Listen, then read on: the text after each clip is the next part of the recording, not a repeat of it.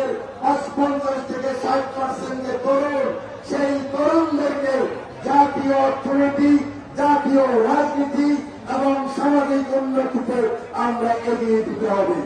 প্রিয় ভাইরা, প্রিয় ব্যবসায়ীবৃন্দ, আইন শৃঙ্খলা কাজে যারা নিয়োজিত সাংবাদিক বন্ধুরা, আজকে আপনারা একটি কথা মনে রাখতে হবে, একটি কথা আপনারা লিখতে হবে, আমাদের কি করতে চাই।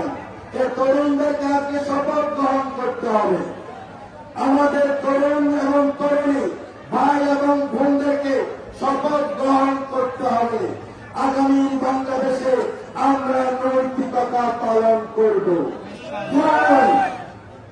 আমরা মাদককে নই বলবো, মাদককে আমরা না বলবো। যেখানে মাদক সেখানে আমরা প্রতিরোধ করব। আমরা ইনসাফ ভিত্তিক একটা সমাজ প্রতিষ্ঠিত করব। আর গতানুগতিক রাজনীতি হবে না, জিন্দাবাদ মুর্দাবাদের রাজনীতি হবে না। এখন রাজনীতি হবে আমার বাবার কাছে, আমার মায়ের কাছে,